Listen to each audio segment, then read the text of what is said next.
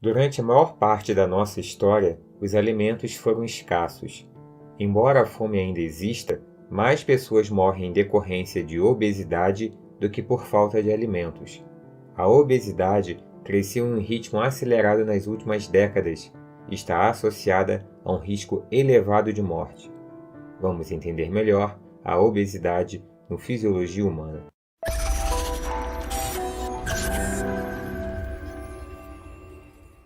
Para entendermos a definição de obesidade, é importante primeiramente entendermos um conceito muito simples, o índice de massa corporal. O índice de massa corporal, o IMC, é o peso do indivíduo dividido pela sua altura em metros ao quadrado. Por exemplo, uma pessoa de 1,80 m e que tem 90 kg tem um IMC de 27,77 kg por metro ao quadrado. Nesta tabela, vemos a classificação do IMC, que vai desde muito baixo peso até obesidade de grau 3, conhecida como obesidade mórbida. Um IMC acima de 25 e menor que 30 indica sobrepeso, e acima de 30 é considerado obesidade. Observe ainda que a obesidade pode ser classificada em graus que variam do 1 ao 3, de acordo com os valores do IMC. Embora seja uma medida útil e muito utilizada, o IMC apresenta suas limitações. Indivíduos com muita massa muscular, por exemplo, vão apresentar um IMC alto, sem contudo serem obesos. No entanto, de forma geral, é uma medida bastante utilizada em estudos científicos por sua fácil aplicação. A prevalência de obesidade cresceu de forma sem precedentes nos últimos 50 anos. Em um estudo em colaboração com todos os países do mundo e com dados de mais de 128 milhões de indivíduos, verificou-se que em todos os países a obesidade aumentou entre os anos de 1976 e 2016. Este aumento foi mais significativo nos países em desenvolvimento, como os localizados no sul da Ásia e na América Latina, incluindo o Brasil. Como podemos ver neste gráfico da OCDE, em 2017, a prevalência de obesidade nos Estados Unidos chegou a inacreditáveis 38,2%. A linha tracejada representa a média dos países da OCDE. O Brasil está próximo à média, com uma população de aproximadamente 20% de obesos. Esse mesmo estudo verificou o aumento substancial na obesidade em crianças e adolescentes, pulando de 0,7% para 5,6% em meninos e de 0,9% para 7,8% em meninas. A obesidade infantil é altamente indicativa de obesidade futura, pois já se observou que 90% das crianças obesas com até 3 anos de idade eram também obesas na adolescência. No mundo, em 2015, 600 milhões de adultos e 100 milhões de crianças eram obesos. Os dados epidemiológicos mostram que este aumento na prevalência da obesidade só pode ser explicado por questões ambientais, visto que a genética da população não alterou-se tão rapidamente neste período. Nossa espécie existe por volta de 250 mil anos, e durante a maior parte deste período, a escassez alimentar foi uma realidade para toda a população. Até muito pouco tempo, a fome era um problema que afligia a maioria dos humanos. Assim, evolutivamente fomos preparados para obtermos alimentos e armazenar o máximo de calorias possíveis sob a forma de gordura, já que a comida não era tão farta. Em períodos de maior escassez, podíamos usar as reservas para nos mantermos. Portanto, os genes que favoreciam essa tendência ao acúmulo de gorduras foram evolutivamente vantajosos durante a maior parte da nossa história. No entanto, hoje, na era da abundância de comida, não são. Esta é a hipótese dos genes de Trifid e foi proposta pelo geneticista James New. Alguns argumentam também que o fato de os seres humanos terem se livrado de predadores devido aos avanços no convívio social, manipulação de fogo e construção de armas favoreceu indivíduos mais lentos, aumentando assim a prevalência de obesos. Em alguns períodos da história humana, a obesidade era inclusive um sinal de status social. Durante a Idade Média e o Renascimento, a obesidade foi comum entre as elites europeias. Ainda hoje, em algumas regiões do planeta, como em algumas ilhas do Pacífico, a obesidade é considerada um padrão de beleza. Em seu conceito mais simples, a obesidade pode ser encarada como uma doença que se instala em decorrência de um consumo de calorias que é maior que o gasto energético.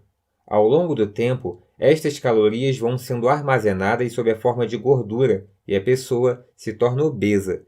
Mesmo um consumo ligeiramente maior que o gasto energético leva o indivíduo a ganhar peso com o tempo. Porém, hoje sabe-se que a obesidade é uma doença muito mais complexa que um mero acúmulo de gorduras por excesso de calorias, embora este seja um pilar central. No curto prazo, o peso corporal é estável e refratário, tanto ao ganho quanto à perda de peso.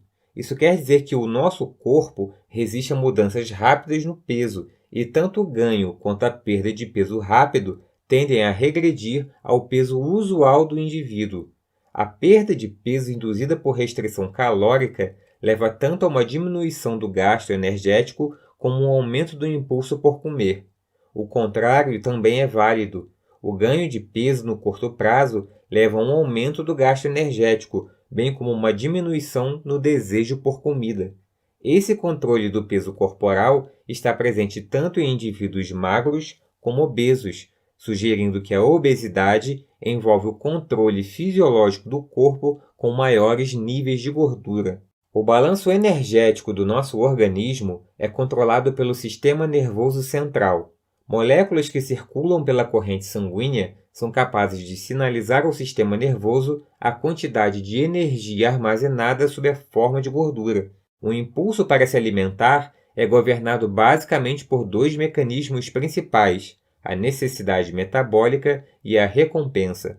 A necessidade metabólica está relacionada ao se eliminar o desconforto da sensação de fome, enquanto a recompensa está associada ao prazer. O cérebro é capaz de modular tanto o gasto energético como a ingestão de alimentos. O hipotálamo é a região cerebral responsável por esse controle, e lá há diferentes populações de neurônios com funções específicas que irão afetar o peso corporal. Um desses grupos de neurônios coexpressam AGRP e neuropeptídeo Y e são ativados em situação de balanço energético negativo e perda de peso.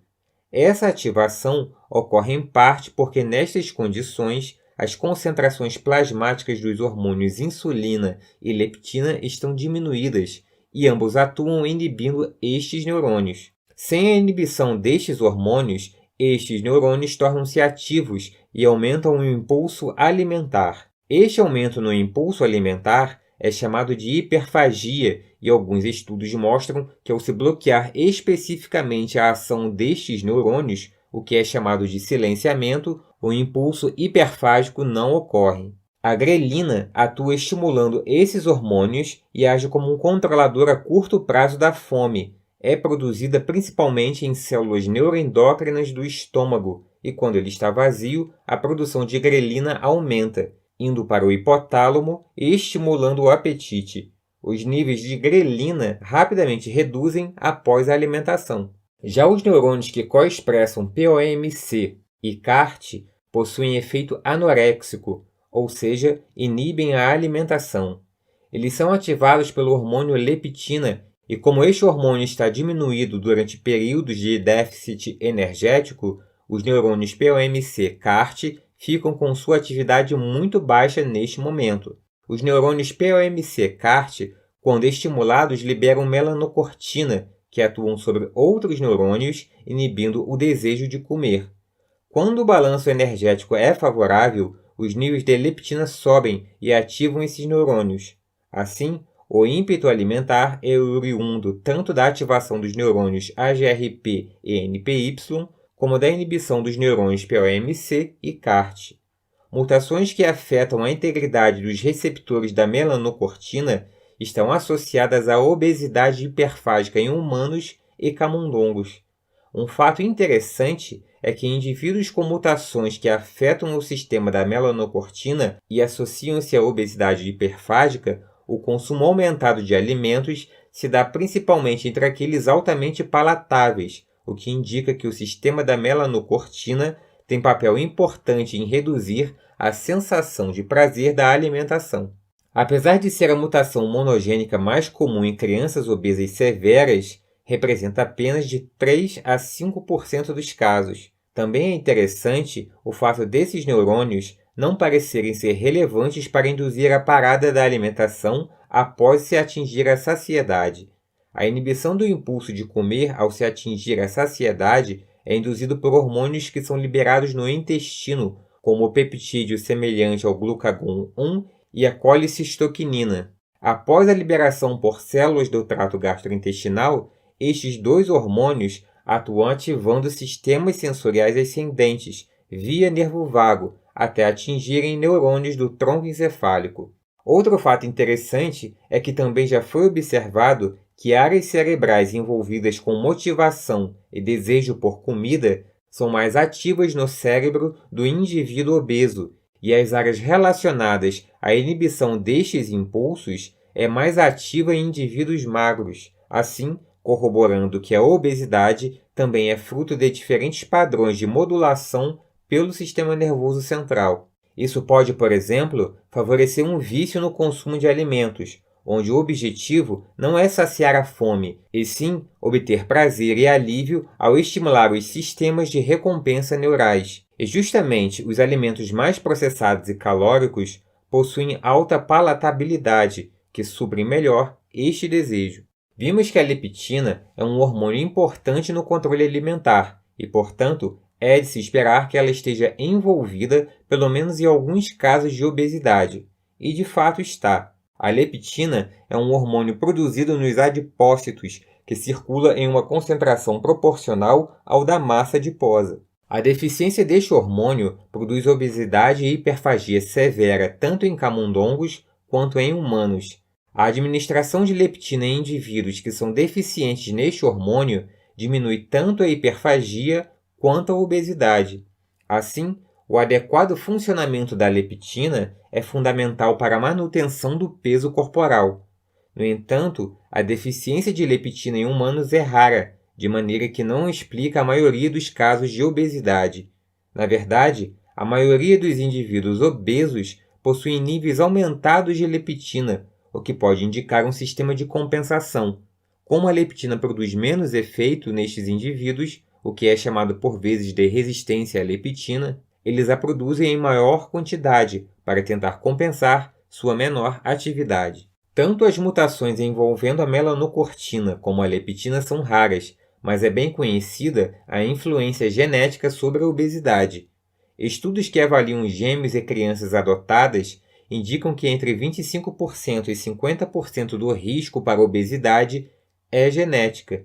Cerca de 80% dos filhos de pais obesos são também obesos, contra apenas 10% de obesidade em filhos de pais não obesos. Hoje sabe-se que diversas regiões espalhadas pelo DNA possuem pequeno efeito sobre a obesidade. Assim, a obesidade é muito mais afetada por pequenas diferenças espalhadas pelo DNA do que por mutações pontuais. Um desses genes que possui pequeno efeito sobre a obesidade é o FTO.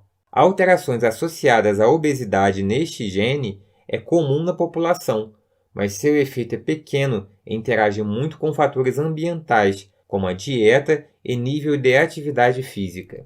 Em nível populacional, a carga genética dos indivíduos não é suficiente para explicar o rápido avanço da obesidade pelo mundo. Assim como quase todas as doenças humanas, a obesidade ocorre tanto por influências genéticas como ambientais. Certamente, uma das grandes mudanças ambientais ocorridas foi a maior disponibilidade de comida com o enriquecimento global, observado nas últimas décadas. Esta figura ilustra as diferenças de energia disponíveis por pessoas pelos diferentes países entre os anos de 1961 e o início deste século. É visível como as calorias disponíveis aumentaram dramaticamente. Observe neste outro gráfico também como o consumo médio de calorias por pessoa aumentou ao longo dos anos. Desta forma, o aumento da disponibilidade de alimentos é um fator fundamental no aumento da prevalência da obesidade. quando se compara indivíduos de um mesmo grupo étnico, o fator ambiental fica mais evidente. Nigerianos morando nos Estados Unidos possuem, em média, um MC 25% maior do que nigerianos que moram na Nigéria. Além disso, a situação inversa, a diminuição da ingestão calórica em países em crise econômica, também leva a uma diminuição do IMC da população, como ocorreu em Cuba e acontece na Venezuela. O enriquecimento global não levou somente a uma maior oferta de alimentos, mas também a um ambiente que favorece menos o gasto calórico, já que o avanço tecnológico diminuiu em muito diversas atividades humanas. Esse aumento na prevalência da obesidade iniciou-se na década de 70 nos países desenvolvidos, sendo seguido pelos países em desenvolvimento e, mais recentemente, por boa parte dos países mais pobres. Este padrão indica que os índices de obesidade aumentam conforme os países enriquecem e, portanto, está relacionado diretamente à disponibilidade de alimentos. Um dado que corrobora isso é que a obesidade em países em desenvolvimento como o Brasil aumentou inicialmente nas populações urbanas mais ricas e gradativamente atinge as populações mais pobres de regiões rurais. No entanto, desde o início dos anos 2000, a obesidade infantil mantém-se estável nos países desenvolvidos, como França, Japão, Estados Unidos, Suécia, Noruega e Dinamarca. O crescimento do índice de massa corporal nos países desenvolvidos também desacelerou neste período. De forma curiosa, um padrão nos índices de obesidade é encontrado em muitos países desenvolvidos, com a prevalência sendo maior na população mais pobre. Embora isso pareça, a princípio, contradizer os dados mostrados anteriormente, essa característica se baseia no fato de que, mesmo para a maior parte dos indivíduos pobres nos países ricos, a escassez alimentar não é um problema. No entanto, a população mais pobre se alimenta mais de alimentos altamente industrializados e processados e de alta palatabilidade, e geram, portanto, alta recompensa emocional. Esses alimentos são mais baratos e preferencialmente consumidos em maior proporção por esta população e são altamente calóricos. Até mesmo a quantidade de redes fast food em uma determinada região está associada com maiores índices de obesidade da população. Outro fator que se relaciona ao aumento do consumo de alimentos de alta densidade calórica são os anúncios destes alimentos.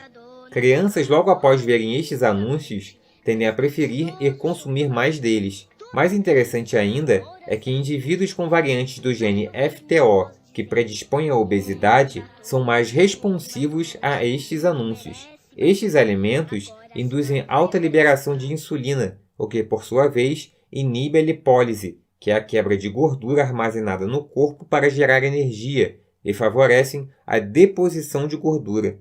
Mas além dos fatores já conhecidos, como a propensão genética, sedentarismo e dieta rica em calorias, outros fatores também demonstraram se relacionar com a obesidade, como sono insuficiente, baixa variabilidade na temperatura ambiental, diminuição do tabagismo, o cigarro é um supressor de apetite, uso de medicamentos que podem aumentar a obesidade, moléculas que interferem com o sistema endócrino e fatores epigenéticos. Vamos entender alguns destes fatores melhor.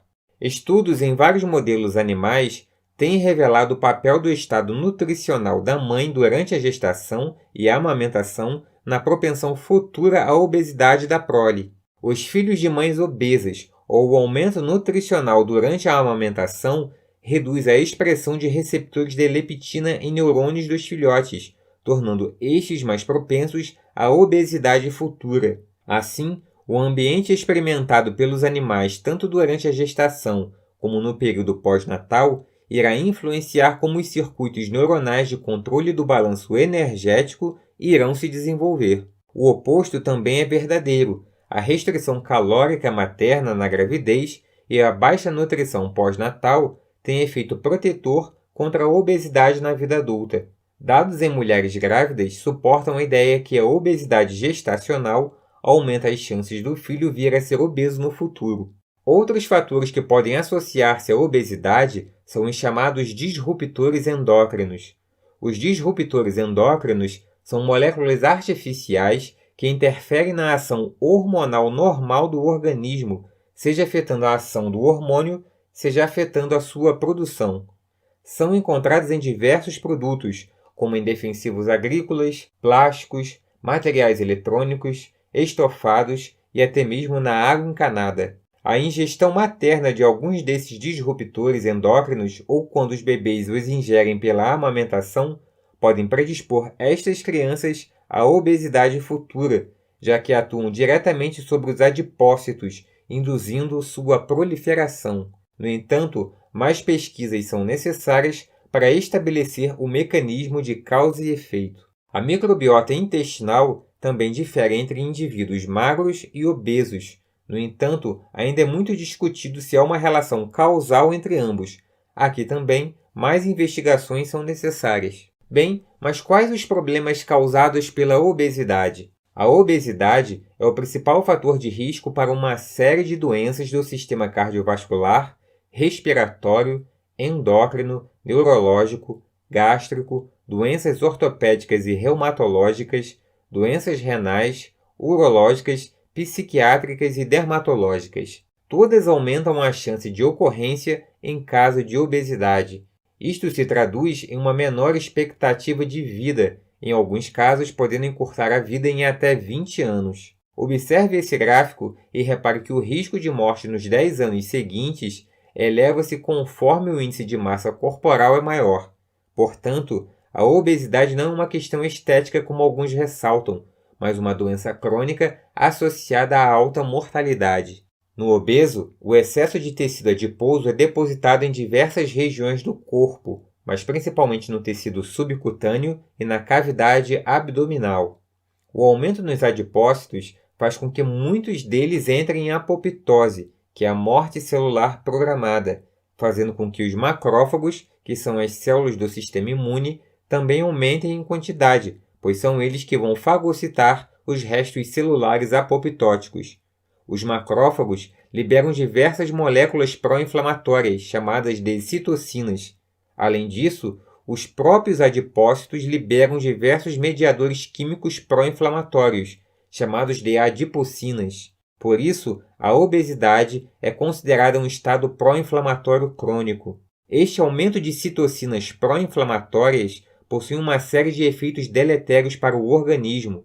Um deles é o de aumentar a resistência à insulina, que, como consequência, levará a uma diminuição da captação celular de glicose. O aumento da glicose circulante, por sua vez, é a base do diabetes. Em um sistema compensatório, o corpo acaba por produzir mais insulina para tentar aumentar a captação de glicose pelas células, mas esse aumento da insulina leva a um aumento ainda maior do crescimento do tecido adiposo. O estado pró-inflamatório, além de todos esses problemas, também geralmente associa-se a uma tendência de pior resposta a doenças infecciosas, já que o estado pró-inflamatório afeta a resposta imunológica. Além disso, a obesidade favorece um estado pró-trombótico, ou seja, a um estado onde a formação de trombos é facilitada, aumentando o risco dos acidentes vasculares encefálicos e infartos. A gordura depositada no abdômen, também chamada de gordura visceral ou abdominal, é a mais metabolicamente ativa e, por isso, muito frequentemente está associada a mais complicações. Além disso, esta gordura causa compressão anatômica das vísceras abdominais. A compressão renal, por exemplo, associa-se tanto à falência deste órgão como causa aumento da pressão arterial. Outros efeitos mecânicos do excesso de gordura pode ser observado no sistema respiratório, com o aumento da prevalência de apneia obstrutiva do sono. O aumento da gordura abdominal também aumenta a pressão sobre as estruturas do sistema digestório, aumentando, por exemplo, o refluxo gastroesofágico, o que, por sua vez, aumenta a ocorrência de câncer de esôfago. Talvez o efeito metabólico mais óbvio da obesidade seja a sobrecarga sobre o sistema ósseo-muscular, o que torna o obeso mais propenso a processos degenerativos articulares e às hérnias de disco. O excesso de gordura também é depositado em células fora do tecido adiposo, em estruturas chamadas de lipossomos. Estes depósitos de gorduras são comuns nas células do fígado, os hepatócitos. Este acúmulo causa danos celulares, levando a doenças do fígado, como a esteatose hepática e a cirrose. Agora, para ter um panorama geral dos problemas potenciais da obesidade, dê uma olhada neste fluxograma. Veja que o aumento inicial de lipídios leva a uma cascata de problemas que podem ocasionar diferentes desfechos. Exatamente por isso, a obesidade associa-se a um aumento da mortalidade. Perceba que diversos mecanismos se associam para causar problemas cardiovasculares. Por exemplo, o estado pró-inflamatório e pró-trombótico favorecem a formação de placas de ateroma, que, por sua vez, aumentam em muito os riscos de infarto. Depois de termos abordado todos esses efeitos negativos da obesidade, será que ela possui algum efeito benéfico? Bem, é possível, e isto é conhecido como paradoxo da obesidade. Esta hipótese diz que, em algumas circunstâncias, a obesidade pode ser protetora, aumentando a sobrevivência em alguns grupos de indivíduos, como idosos. Em indivíduos com insuficiência cardíaca, os com índice de massa corporal mais elevado apresentam menor mortalidade, o que também já foi visto em outros pacientes cardiovasculares, como os que sofreram um infarto. Esta hipótese já recebeu muitas críticas e hoje é um campo aberto de discussão, com muitos pesquisadores alegando que se trata na verdade de vieses e não de um fato em si. Mas só este assunto já renderia outro vídeo. Bem, mas quanto ao tratamento. Por ser uma doença metabólica complexa, o tratamento também é complexo e varia de acordo com o paciente. Dietas, exercícios físicos, tratamento medicamentoso e cirúrgico são as opções terapêuticas e devem ser prescritas por profissionais qualificados. Como foi visto, o corpo tende a resistir a mudanças rápidas da composição corporal, de forma que perdas de peso que ocorrem de forma rápida tendem a ser acompanhadas por recuperação do peso em seguida. Por isso, a importância do aconselhamento profissional adequado. Se gostou do vídeo, dá aquela ajuda e curta e se inscreva no canal para receber mais vídeos. Obrigado por assistir o vídeo e até a próxima!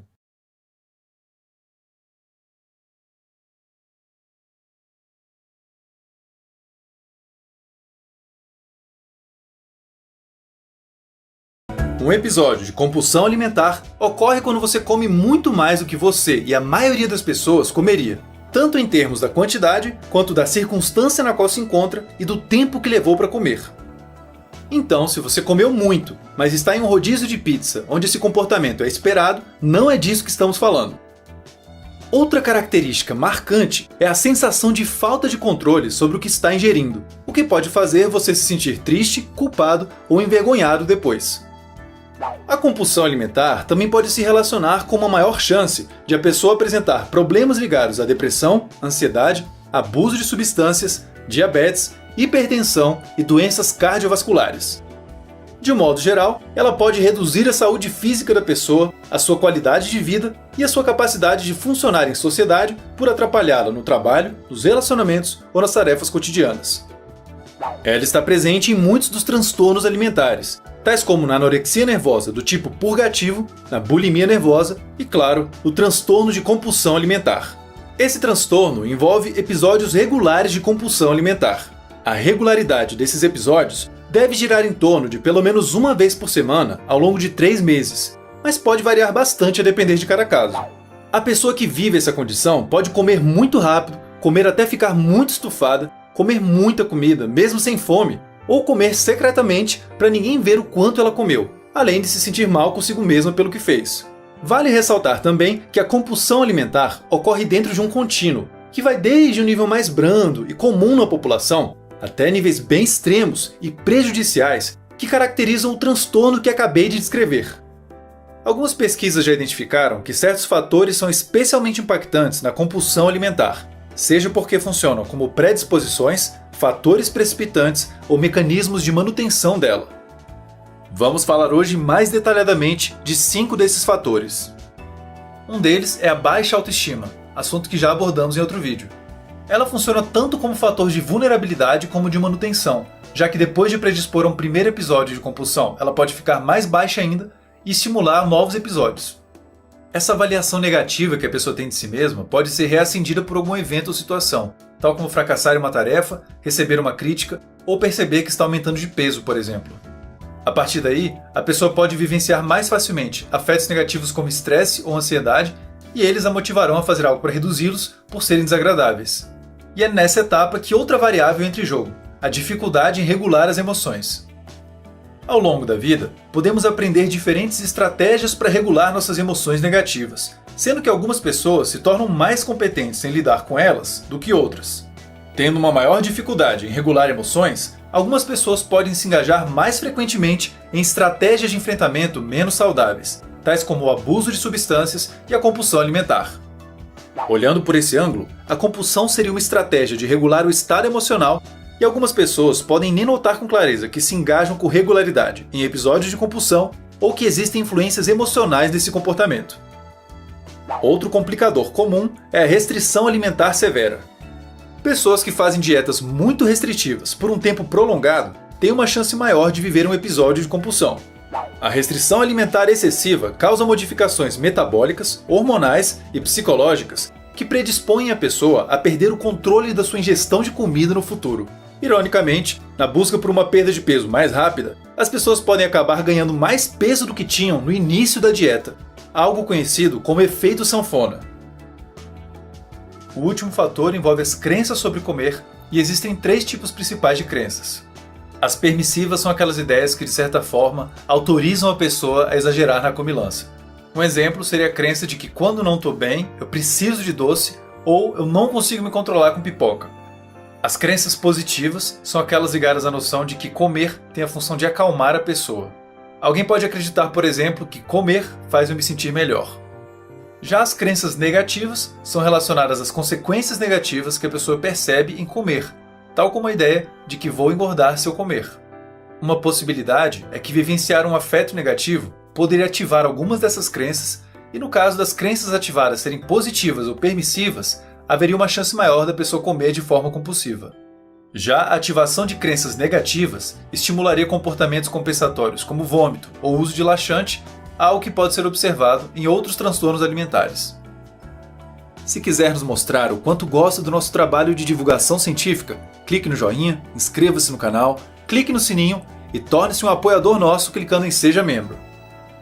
Não deixe de seguir a gente também no Instagram e no Twitter. Vale ressaltar que todos esses fatores descritos aqui podem ter influências independentes. Isso quer dizer que mesmo pessoas com uma autoestima elevada, mas que estejam, por exemplo, em uma dieta muito restrita ou vivenciando afetos negativos, também podem se envolver em episódios de compulsão. A boa notícia é que existem tratamentos efetivos para quem está vivendo esse tipo de problema, e mais detalhes sobre isso podem ser encontrados na descrição do vídeo. A psicoterapia é uma das formas de intervenção mais recomendáveis. Ela pode permitir que coisas como autoestima e crenças relacionadas à comida sejam flexibilizadas. O primeiro passo no tratamento tende a ser ajudar a pessoa a interromper os episódios de compulsão. Nessa etapa, tanto medicamentos quanto estratégias comportamentais podem ser empregadas a depender do caso. Para saber qual é a melhor forma de proceder, é importante que seja conduzida uma avaliação psicológica abrangente por um profissional qualificado para fazê-la. Só interromper os episódios não resolve totalmente o problema. É preciso entender que fatores estavam por detrás desses episódios e ajudar a pessoa a modificá-los. Esses fatores vão desde os processos psicológicos que descrevemos aqui até características do contexto no qual a pessoa vive, tal como morar com alguém que tem hábitos alimentares pouco saudáveis. Esses fatores também podem envolver questões culturais, tais como o estigma do peso, assunto que abordamos em maiores detalhes em outro vídeo. Outra intervenção recomendável é fazer um acompanhamento com um nutricionista. Ele poderá ajudar a pessoa a seguir um plano alimentar mais adequado, saudável e sustentável, diminuindo assim as chances de novos episódios de compulsão ocorrerem. Agora aqui vão algumas dicas mais simples do que você pode fazer no dia a dia para diminuir as chances de chutar o pau da barraca na próxima visita à cozinha. Dica número 1. Questione regularmente as suas crenças e pensamentos sobre comidas e sobre comer. Essas crenças ajudam na manutenção da compulsão. Por isso, reveja sua relação com a comida. Você acredita que não tem problema comer muito quando estiver estressado, ou que você é descontrolado mesmo e não tem jeito? Se sim, tome cuidado, pois essas ideias podem encurtar a distância entre hoje e um próximo episódio de compulsão. Dica número 2. Dificulte o seu acesso a alimentos que te fazem perder o controle mais facilmente. Talvez a sua vítima favorita seja uma barra de chocolate, por exemplo. Se você tem esse alimento na sua cozinha, ou se ele fica posicionado em um local de fácil visualização, é bem mais provável que você vai comê-lo em breve. Para virar o jogo, fique um tempo sem esse alimento na sua casa. Você também pode armazená-lo em um local menos visível ou de acesso mais difícil. Dica número 3. Mantenha uma rotina mais estável de sono e alimentação. Muitos episódios de compulsão ocorrem no fim do dia ou na madrugada, quando a pessoa fica mais tempo acordada do que seria o ideal. Se você dormir regularmente em um mesmo horário, fica mais fácil planejar as suas refeições para que no fim do dia esteja bem saciado já e aí o seu estômago não fique assanhadinho demais. Dica número 4. Monitore a influência das emoções na sua alimentação. Agora que você já sabe que ansiedade, estresse ou tristeza podem te predispor a exagerar na comida, comece a analisar qual era o seu estado emocional logo antes de pensar em ir comer algo na cozinha. Fazer isso não é necessariamente tão simples, já que a fome pode gerar um desconforto que possui semelhanças com o gerado por outras emoções. Na próxima ida à cozinha, faça a si mesmo a seguinte pergunta: eu estou indo comer por causa da fome ou de alguma outra coisa? Se não for pela fome, deixe sua refeição para depois. Hoje te explicamos o que é a compulsão alimentar, o transtorno de compulsão alimentar e quais são algumas das consequências negativas que a compulsão pode gerar para a sua saúde. Também descrevemos alguns dos principais fatores que aumentam as chances de alguém ter um episódio de compulsão, quais são alguns dos tratamentos mais indicados e demos algumas dicas para que o seu cotidiano seja menos propício a episódios de compulsão.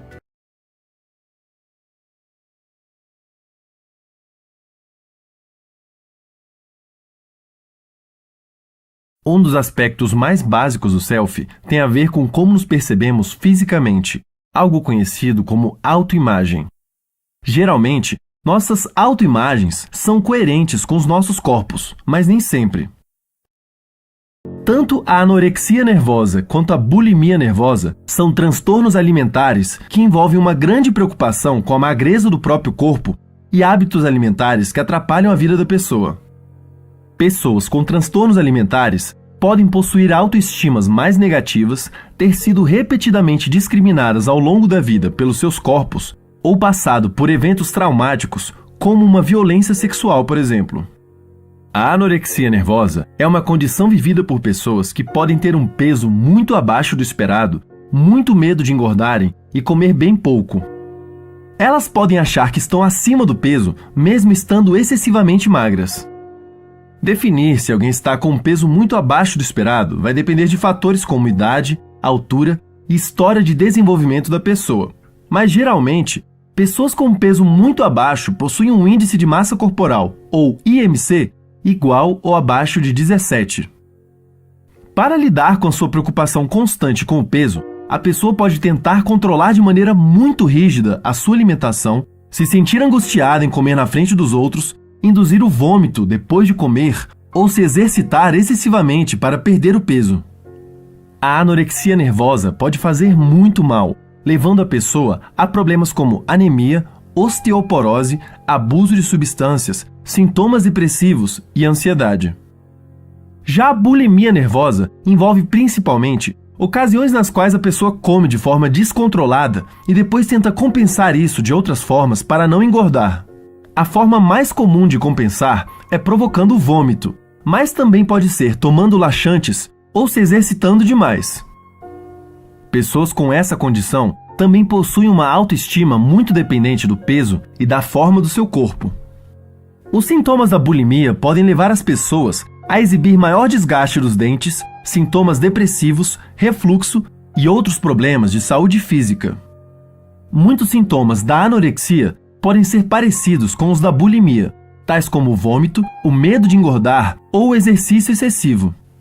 A principal diferença entre elas é que, na anorexia, a pessoa costuma passar fome ou comer pouco, e na bulimia, ela pode comer compulsivamente, mas depois vomitar, por exemplo. Além disso, pessoas com bulimia possuem peso normal ou estão acima do peso, enquanto pessoas com anorexia estão sempre abaixo do peso. É comum que, apesar do sofrimento e dos prejuízos nas suas vidas, pessoas com transtornos alimentares não busquem ajuda. Isso é péssimo, porque a tendência é que o ciclo de hábitos alimentares problemáticos se repita e aumente com o passar do tempo, se tornando cada vez mais difícil de mudar. Quanto mais cedo se intervém em um transtorno alimentar, melhor. A psicoterapia é a principal ferramenta dos psicólogos para ajudar pessoas em tais condições.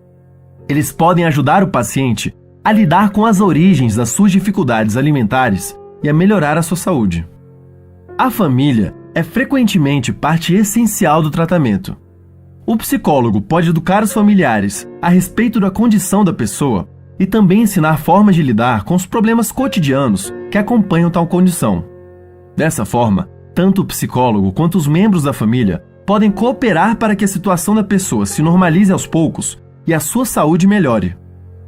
Ao longo do tratamento, a pessoa pode aprender novos hábitos alimentares e modificar as suas crenças sobre alimentação e o seu corpo. Em culturas que valorizam tanto certos padrões de beleza física como na nossa, não é de se surpreender que as pessoas se sintam insatisfeitas com seus próprios corpos.